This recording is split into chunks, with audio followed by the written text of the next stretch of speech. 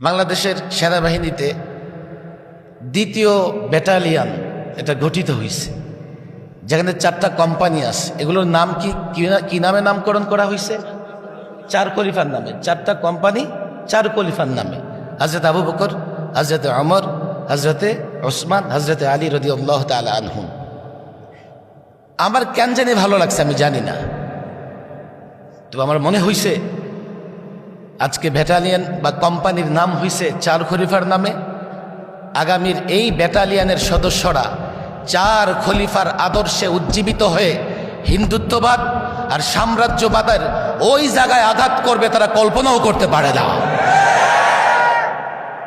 নামের একটা বরকত আছে, কিন্তু এই যে সেকুলারিজমের রেজিম যখন চলতেছিল, ধর্ম নিরপেক্ষতাবাদ, আমরা শুধু দেখছি সব জায়গায় থেকে ইসলাম কাটছাট করো, ইসলাম কাটছাট করো, ইসলাম কাটছাট করো। এমনকি শিক্ষা সিলেবাস থেকে তারা ইসলাম কাটছাট করেছে। এই যে প্রচলিত তন্ত্র মন্ত্র আর অশুদ্ধ বিশ্বাস, এগুলো সম্পর্কে আমাদের ভেতরে যথেষ্ট পড়াশোনা এবং আমাদেরকে সতর্ক থাকা দরকার। এবং কোনোভাবেই আমি যেন আকীদাগত মৌলিক যে সমস্ত বিষয়গুলো আছে সেগুলোকে এমন যেন না হয়। হ্যাঁ, আমি আবারও বলছি, ভুল বুঝাবুঝির কোনো সুযোগ নেই আমার কথায়। রাজনৈতিক বাস্তবতায় অনেক কাজ করা লাগে, সেটা জোট করতে হয়, নানা দলের সাথে জোট করতে হয়, কিন্তু সেখানে আমাকে অবশ্যই মনে রাখতে হবে আমাদের আকীদাগত বিষয় যেগুলো আছে সেগুলো যেন আমরা ভুলে না যাই। ওগুলো যখন উপস্থাপিত হবে আমরা যেন রাজনৈতিক জয় পরাজয়ের চিন্তা না করি।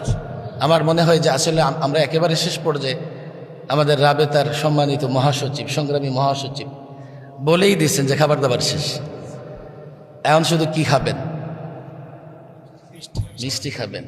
আচ্ছা, মিষ্টিও তো অনেক ফেভারিট হয়, অনেকের ইচ্ছে মতো খাওয়া যায়। যাকে আজকে কথা বললাম না, আমি অনুরোধ করব এই ছাত্র সমাজকে, কবি মাদ্রাসার ছাত্র সমাজকে, যে আমাদের আকীদাগত বিষয় নিয়ে এখন তো অনেকে সুন্দর কথাও বলেছেন।